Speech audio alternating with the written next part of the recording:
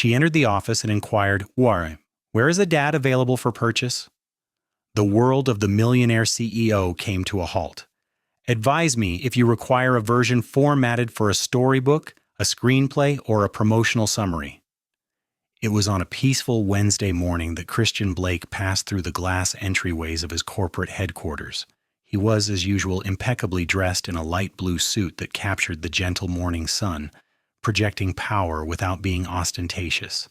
His brown hair was coiffed to perfection, with not a single hair amiss, and his blue eyes, typically sharp, cold, and inscrutable, surveyed the lobby as they always did.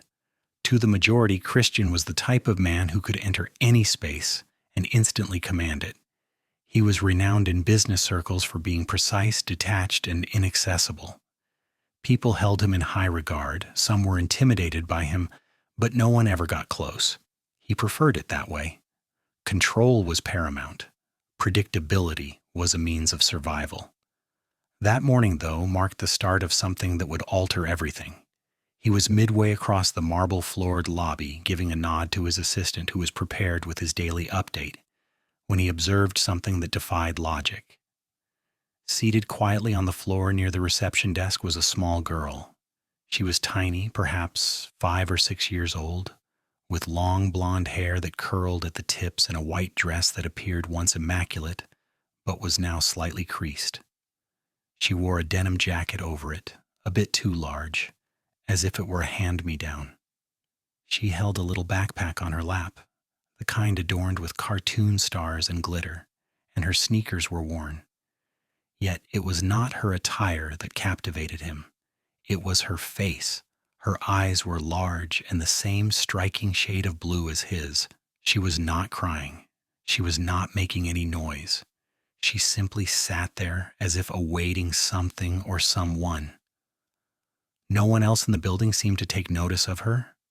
Executives hurried past. The receptionist glanced anxiously at Christian, seemingly uncertain whether to summon security or act as if all was normal. Christian paused his stride. Something about the scene caused a tightness in his chest that was unrelated to reason. He approached the girl deliberately, squatted down, and attempted a smile, though it felt unnatural. "Hello there, are you lost?" The girl looked up at him with a calm demeanor and stated with complete sincerity, "Where can I buy a dad?" For a moment he failed to comprehend her words. He blinked, taken aback. It was not the sort of question one would ever anticipate hearing, particularly from a child. The few individuals within earshot turned their heads, some in confusion, others in sheer unease. "I'm sorry, what was that?" he asked, his voice softer this time. She did not repeat her question verbatim. She looked directly at him and said, "I need to buy a dad. I have my saved coins. I need one." Christian felt a lump form in his throat. He had managed multi-billion-dollar mergers. He had remained composed during corporate takeovers, legal disputes, and confrontational press conferences, but at that moment, facing a child who wanted to purchase a father, he was at a complete loss for words. Then a shift occurred within him. He observed her again, focusing not just on her words, but on the quiet determination in her eyes. This was not a tantrum or a ploy. She was not lost. She had a purpose for being there. People throughout the lobby were staring, waiting to see his reaction. The silence grew, and then he heard himself utter something he could have never foreseen. "I can be one for free." She did not even crack a smile. She just reached out, wrapped her small fingers around his index finger, and stated, "Okay, but if you are my dad, you must help Mommy. She is sick, and we don't have any money." That is when his heart completely shattered. The entire room fell quiet as he rose to his feet, her hand still in his. His assistant appeared frantic. His phone vibrated in his pocket, but he paid it no mind. For the first time in many years, Christian Blake walked away from the boardroom, from his schedule, and from the meticulously ordered life he had constructed. He allowed a child to lead him, one step at a time, out of his building, onto the street, and into an unknown future. And he did not look back once. The journey across the city was unhurried, not due to traffic, but because each passing second felt weightier than the one before. Christian Blake was in the car's back seat, his driver observing him in the rearview mirror with silent curiosity, yet remaining quiet. The little girl sat next to Christian, her small hand still encircling his finger, unwilling to let go. She spoke little. Her gaze remained fixed on the window, observing the cityscape transform from sleek glass structures to older brick edifices and worn storefronts. Her name, he discovered, was Lily. When he had gently asked about their destination, she had simply said home, and provided an address Christian was unfamiliar with, but his driver was not. It was situated in one of the city's poorest districts, a place Christian had not visited since his teenage years, when his life had been far less complicated, and everything he now cherished, status, distance, invulnerability, had not yet been important. As they navigated a cracked side street, a certain aspect of the neighborhood triggered a distant memory. A schoolyard, a small grocery. Then the realization struck him, not just the familiarity of the location, but the potential of what awaited him at this road's end. He examined Lily more closely, her hair, her eyes, her voice. It all felt strangely familiar, like a faint echo from a part of his life he had sealed away. They stopped at a 2-story building with flaking paint and a corroded staircase. Lily jumped out of the car and urgently pulled his hand. "This way," she declared, already ascending the steps. Christian trailed her down a narrow corridor that had a subtle scent of damp wood and aged carpet. She paused before a door on the second level, unlocked it with a key from her small backpack, and swung it open. Inside, the apartment was dimly lit and silent. A few toys were strewn on the floor, and a folded blanket rested on the frayed couch. The kitchen was tidy but sparse. The walls were adorned with old photographs and drawings clearly made by a child, and there, on a futon near the far window, lay a woman. Christian's heart almost stopped. She glanced up as the door creaked, and for a second she was silent.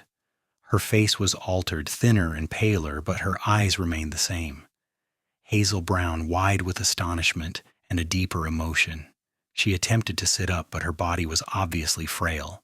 Her voice was faint when she spoke. "Christian." He was unable to reply. For a long while he just stared at her, stunned and breathless. He approached cautiously, as if the reality of the situation might vanish if he moved too fast. "Sophia," he uttered, his voice barely a whisper. She nodded slowly, a tear tracing its way down her cheek. "You're actually here." He collapsed into the chair next to her bed, still struggling to comprehend what he was seeing. The girl, Lily, stood close by, observing them both, perplexed by the quiet. Sophia extended a trembling hand and tucked a strand of hair behind her ear. "I never imagined I would see you again," she said softly. "How is this happening?" he questioned. "Why did you never contact me?" "I didn't know how," she responded, her voice faltering. "You went to London, you got a new number, you were gone. I never received a call, a letter, anything. I was afraid. And then it was too late. And when I found out I was pregnant," she paused, swallowing with difficulty, "I didn't want to destroy your life." Christian looked at Lily once more. She was now sitting on the floor, calmly taking a toy out of her bag. "She's my daughter, isn't she?" Sophia nodded. The confirmation hit him like a massive wave. He had a daughter who had entered his office to ask for a father, a daughter raised without him, by a woman he had once loved and had somehow let go. He got up, overwhelmed, and paced the small room. "How long have you been ill?" "A little over a year." She explained it began subtly, tiredness, dizziness. Then they discovered the tumor. "And you didn't seek help? I didn't think you would be concerned." Christian stopped. Those words cut deeper than anything else. "I never stopped being concerned," he said. "I never stopped thinking about you." Sophia shut her eyes, fighting back tears. I couldn't locate you. And even if I had, you were so removed from this world, I didn't think you would even recall who I was. Christian returned to the chair and sat down with a thud. He looked at her, truly saw her, and perceived not just a woman in pain, but someone who had struggled for years to get by, someone who had carried their child alone, someone left behind by more than just him. I am here now, he stated, and I'm not going anywhere. Sophia looked away. She doesn't know the whole story, just that her dad was not around.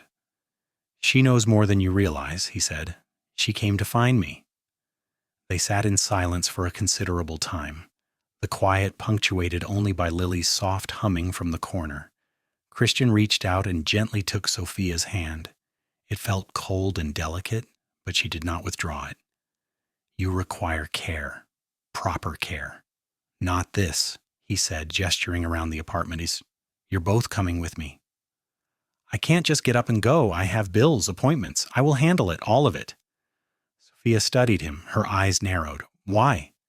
Because I should have been here, he replied, and because I am not going to allow my daughter to lose her mother, not after all this.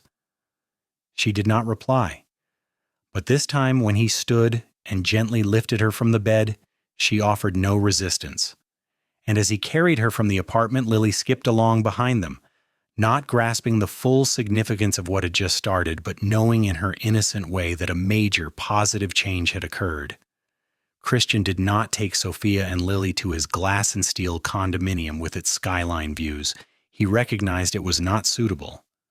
That space, though impressive, was impersonal, meticulously arranged, and far too clinical for a woman battling illness and a child who carried a stuffed bunny with a missing ear.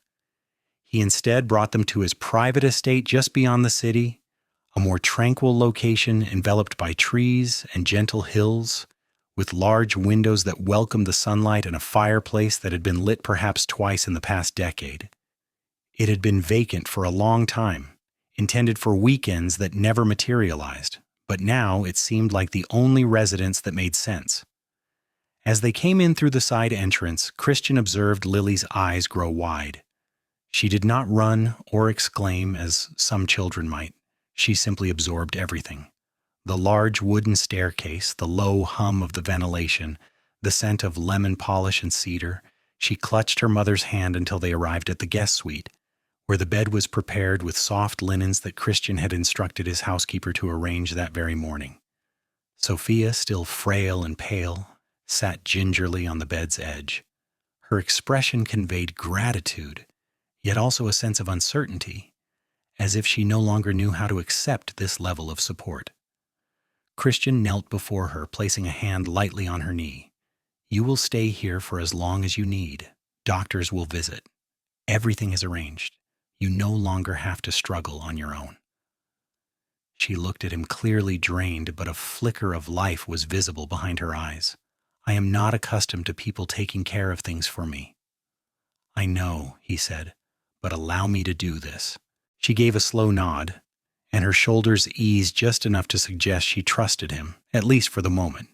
That evening, Christian sat in his study, silently watching the security feed as Lily snuggled beside her mom on the guest bed. He had not communicated with anyone all day about the events that had transpired, no meetings, no phone calls, not even emails. His assistant had sent over a dozen texts, but he let them accumulate.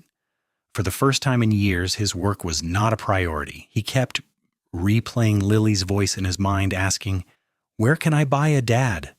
He had constructed a world so detached from children, emotions, and unpredictability that now, confronted with all three, he did not recognize the person he was, but he was fond of who he was becoming. Later that night, after Lily was asleep, Sophia joined Christian by the fireplace. She had a blanket draped over her shoulders and was sipping warm tea. Her voice was gentle, almost apprehensive of what was to come. I was not sure if I should tell her who you were. I thought I might have lost my opportunity. You didn't, Christian stated. She found me before either of us had the chance. Sophia managed a faint smile. She is like you in that regard, reserved when necessary, but audacious when it counts. He glanced at her. "I missed out on so much." "We both did," she whispered. "But you are here now." They did not discuss what had separated them, the timing, the lost messages, the errors. There would be an opportunity for that. For the time being, they sat in silence, as if worried that words might disrupt the delicate tranquility that was forming between them. The next morning, Christian attempted to make breakfast. He overcooked the eggs, spilled the orange juice, and triggered the smoke alarm. Lily found it all very amusing. Sophia sat at the table and laughed until she began to cough, and for a fleeting moment the room felt as if a family had always resided there. Doctors arrived that afternoon. They examined Sophia with gentleness and respect, and Christian ensured she did not have to fill out a single form. He wanted her to concentrate on recovering, not on worrying about expenses or insurance. The prognosis remained the same. She still required long-term care, but her treatment was now first-rate, and more significantly, she no longer had to endure it by herself. Christian found himself reordering his entire life. His schedule changed. He canceled trips. He delegated more responsibilities. Grace, his long-serving assistant, called and asked bluntly, "Is the world coming to an end?" "No," he answered, gazing out at the backyard where Lily was inventing a game with sticks and pine cones. "It's just beginning." Grace paused, then said softly, "You sound different." "I feel different," he conceded. In the evenings, they would all gather. Christian read stories aloud, occasionally fumbling over funny voices that made Lily laugh uncontrollably. Sophia slowly started to recover her strength. She took short walks around the house, sat outdoors with a blanket, and began to write in a journal. Christian once found her writing, and she looked up with a smile. "I'm not just getting by anymore," she said. "I'm remembering who I am." Christian did not reply immediately. He just observed her quietly, in awe. The woman he had lost, the child he had never known, and the home he never realized he needed were all together. It felt delicate, certainly, but also profoundly real. And for a man who had structured his life on logic, control, and detachment, that reality was the most stabilizing force he had ever encountered. In the subsequent weeks, the house gradually started to feel like more than a temporary shelter. It transformed into something warmer, more established, the type of place where shoes were left at the door and laughter emanated from the kitchen. It was no longer just an echo of wealth, but the sound of lives intertwining. Christian had never experienced a life like this. His homes had always been immaculate, silent, and curated to the finest detail, from imported vases to untouched bookshelves. But now, art materials were on the dining table, tiny socks were in the laundry, and children's programs played in the background. Lily was a force of nature in that respect. Gentle and softly spoken, yet she left her mark in the smallest, most unforeseen places. She did not require permission to feel at home. She simply did.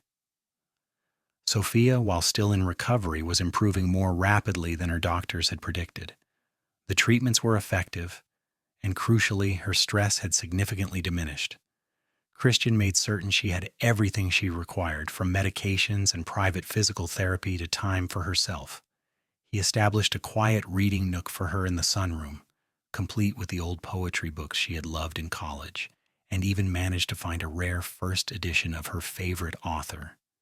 The day she discovered it on the armchair, wrapped in linen with a ribbon, she wept. Not for the gift itself, but because someone had remembered. For Christian, everything was a new experience. He was accustomed to outcomes, schedules, and resolutions, but now he was learning to be present. He realized it took more time to teach Lily to tie her shoes than to close a multi-million-dollar deal. He learned that bedtime stories demanded patience, and that it was acceptable to be silly, to mix up voices, and to laugh at his own expense. It humbled him in a way nothing else had, yet it did not diminish him. It provided him with something more potent than control: purpose. Occasionally, when Sophia felt up to it, they would sit together on the back porch after Lily had gone to sleep.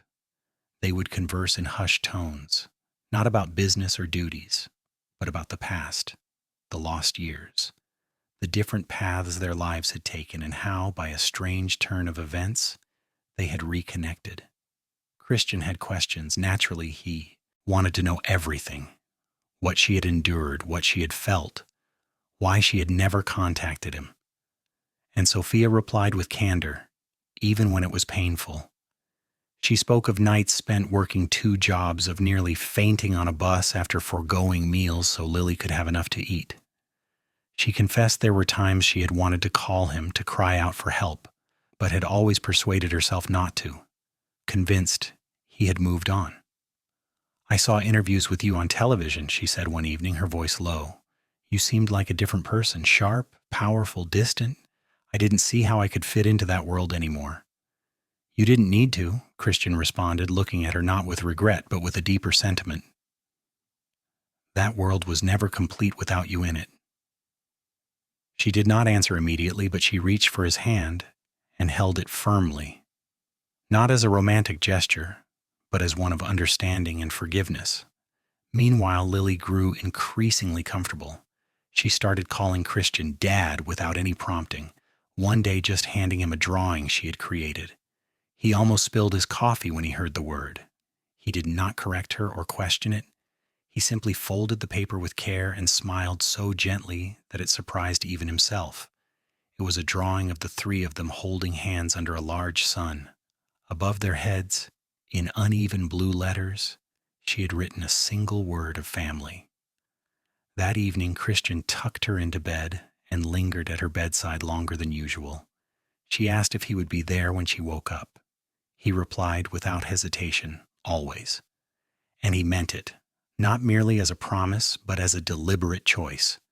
For the first time in his life, Christian Blake was not pursuing the next objective, the next agreement, or the next title. He was choosing something more difficult: to be a father, a partner, and a man who was present when it counted. He had constructed empires, yes, but now he was building something more delicate and infinitely more precious. He was building a life. The first genuine trial of this new existence arrived not as an illness or a legal issue, but as something remarkably mundane: a parent-teacher conference at Lily's preschool. Christian had never attended such an event. The invitation had been in Lily's backpack, a crinkled piece of paper stained with marker and crumbs. Sophia was resting that day following a lengthy treatment, and Christian had volunteered to go in her stead, assuming it would be a brief update. He chose a navy blue sweater over a suit, left his phone in the car for a change, and showed up 10 minutes early, uncertain where he should stand or what he should say. He was unaccustomed to fluorescent lighting and bulletin boards covered in construction paper handprints. He did not know how to engage in small talk with other parents or how to sit on miniature chairs without appearing utterly out of place. When the teacher, Miss Howard, welcomed him with a friendly smile and motioned for him to sit, Christian awkwardly settled into a seat clearly not made for someone over 6 feet tall. She opened a file labeled Lily Blake and started reviewing her progress, noting how she was quiet yet observant, and how she consistently helped other children tidy up without being asked. She mentioned how Lily once shared her snack with a classmate who had forgotten theirs. Christian listened intently, with the focus of a business presentation. But as the teacher went on, she paused, her voice lowering slightly. "She told me something last week," Miss Howard said, tapping her fingers on the folder's edge. "She said her dad used to reside in the clouds, but he descended when she called for him. That was her description." Christian was momentarily speechless. He did not know what to say. A lump formed in his throat. "I just wanted you to know," the teacher added softly, "whatever you have been doing for her, it is working. She feels secure. That is more important than any test results or behavior reports." When he returned home that afternoon, Christian remained in his car longer than he usually would, gazing at the house he once viewed as just a building. Now it seemed like a living thing, holding the breath of its inhabitants. Lily rushed out the front door to welcome him, a smudge of paint on her cheek and a ribbon loose in her hair. She hugged his legs as if she had been waiting for him all day. And when he lifted her, she rested her head on his shoulder without a word. He held her close, his hand gently supporting the back of her head, inhaling the scent of markers and apple juice. Inside, Sophia was feeling better.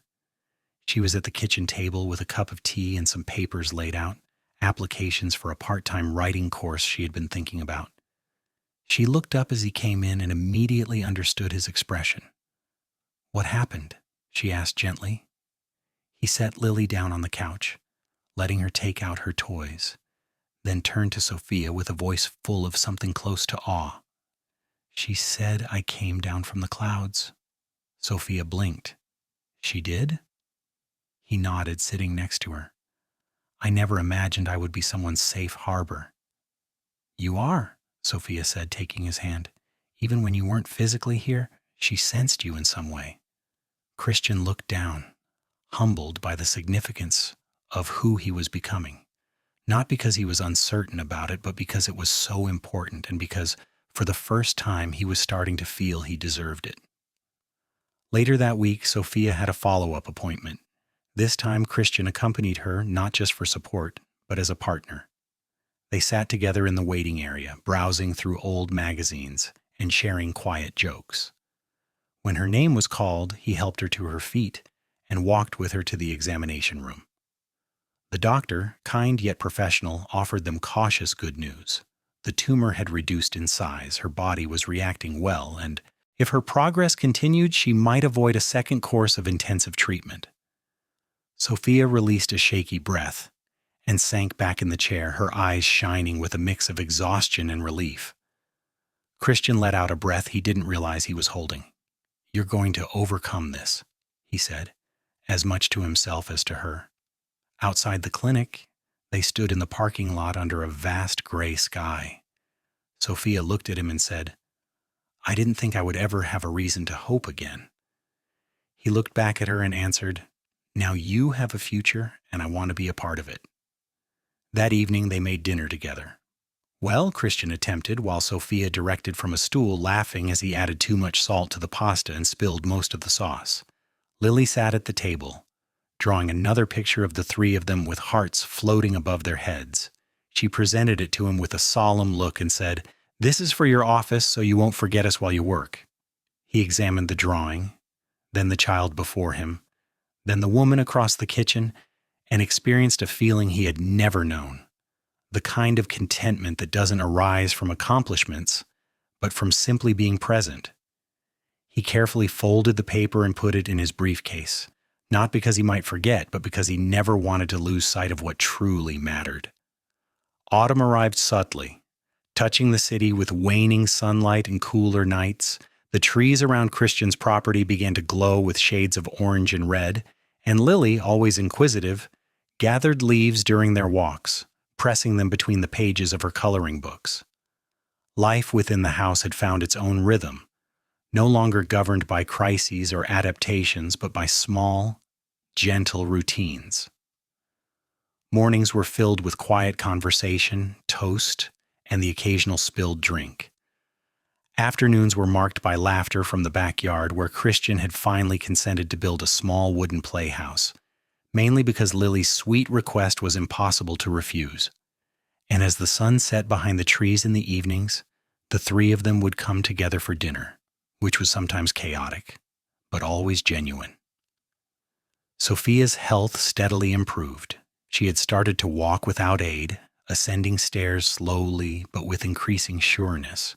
Her cheeks had regained their color, and her voice, once subdued by weariness, was reclaiming its natural vigor. She expressed herself more freely, laughed with more ease, and even began to write again. Christian had converted a guest room into a small study for her, furnishing it with journals, books, and a view of the garden that consistently seemed to soothe her. It became her sanctuary, a place where she could reconnect with the parts of herself that illness had attempted to obliterate. She once mentioned that being in that room felt like recalling who she was before her life became about survival. Christian, in the meantime, was transforming in ways no one from his former life would have recognized.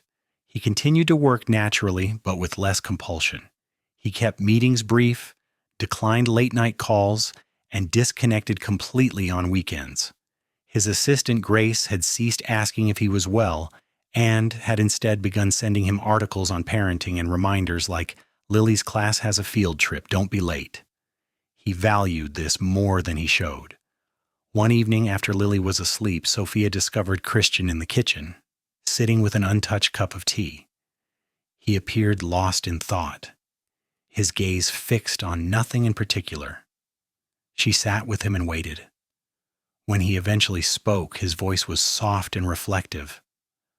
"I spent years believing that power was about being invulnerable, that if I could manage everything I would be secure, but this," he gestured around vaguely, "this is the first time I feel truly alive." Sophia smiled at him, not with pity, but with empathy. "Because you finally allowed yourself to be part of something greater than yourself," she said, "and you didn't forfeit anything. You gained everything." Christian reached over the table, his fingers gently closing around hers. He had not intended to fall in love again. In fact, he had presumed that chapter of his life was long over, sealed behind doors of old memories and regrets. But now, seated across from the woman he had once lost and the child they had unknowingly brought into the world, he felt something substantial take hold in his chest. He was no longer evading silence or pursuing success to escape an inner void. He was at peace, and in that tranquility, he felt complete. That weekend, they visited a nearby lake. The trip was not lavish or meticulously organized. They brought snacks, sweaters, and Lily's ceaseless stream of questions. They hired a small boat and floated for hours on the water. At one point, Lily lay across their laps, her eyes closed, utterly content. Sophia rested her head on Christian's shoulder, and he kissed the top of her hair instinctively. The moment needed no words. It was one of those rare instances where nothing had to be said because everything significant was already understood. Later that night, as Lily slept in the back during the drive home, Sophia turned to him with a gentle smile and asked, "Did you ever foresee your life turning out like this?" He chuckled softly. "Not in the slightest." "Do you miss the old version of it?" she inquired. "No," he said. "My only regret is not finding this sooner." As the car moved through the soft shadows of tree-lined streets, they journeyed forward into a life neither had anticipated, but one they both knew they were destined to create.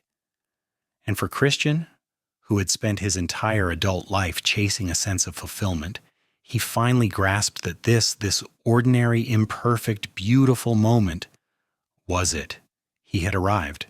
The first snowfall arrived sooner than anticipated, covering the city in white before Thanksgiving. It surprised everyone except Lily, who met the morning frost with joyous squeals and her boots on the wrong feet.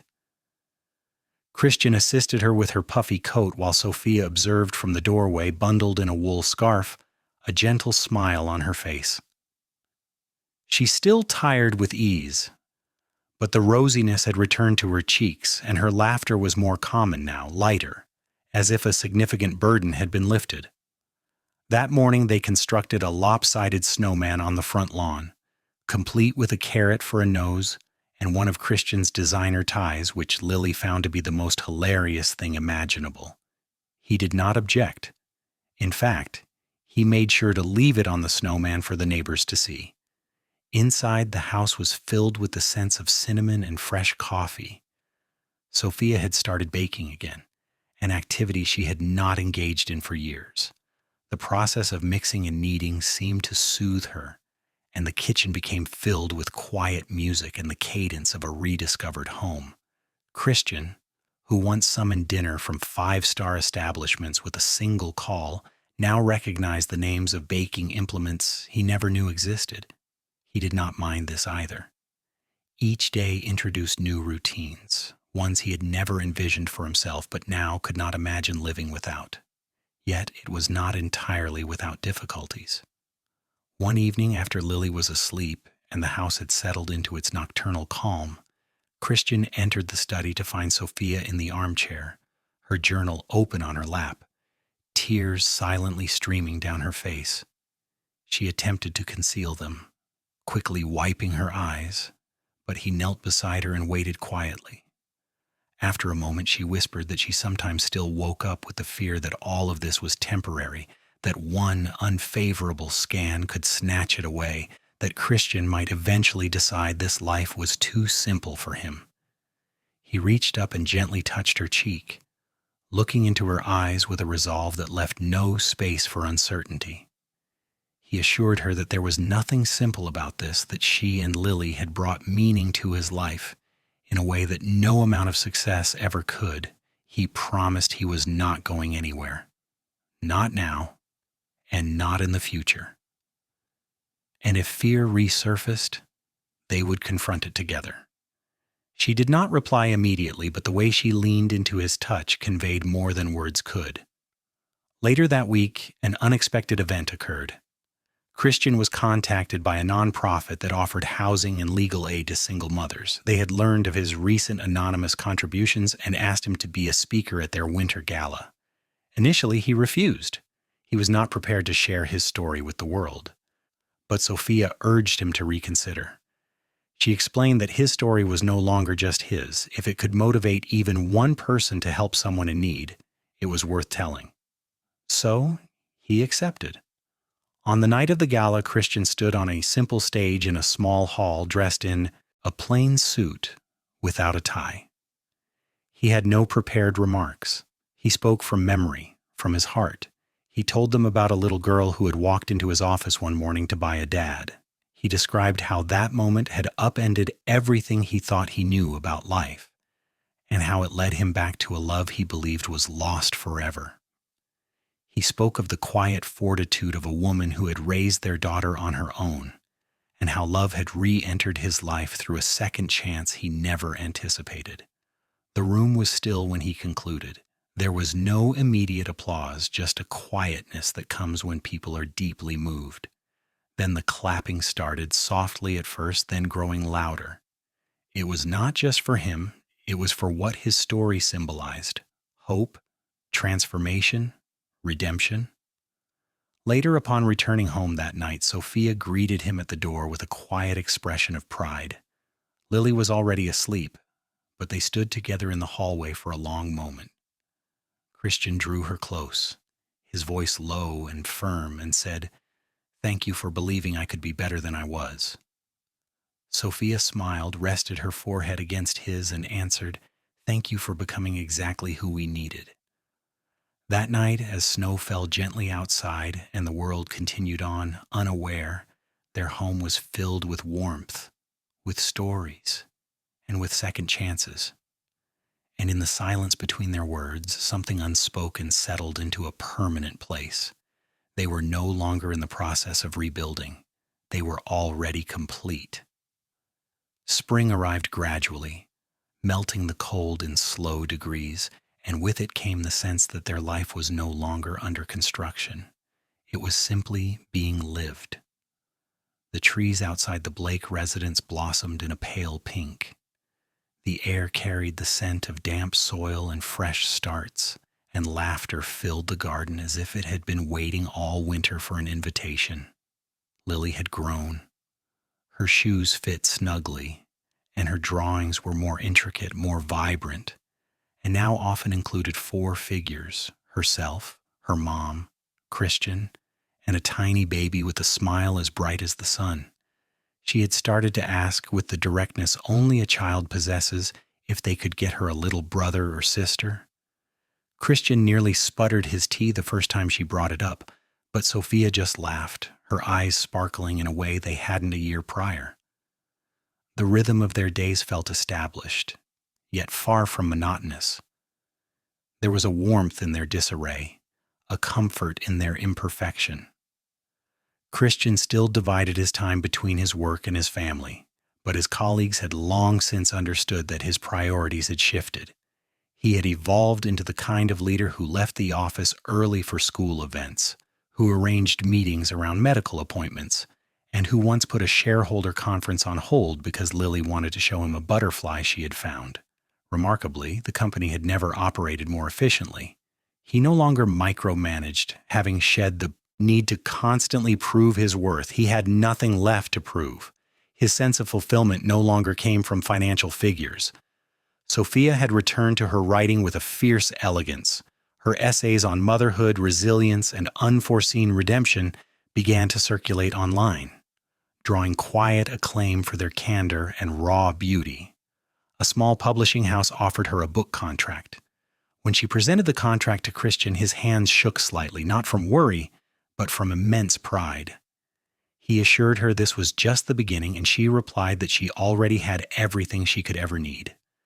The manuscript expanded page by page, composed during nap times, evening strolls, and over cups of coffee that cooled from neglect.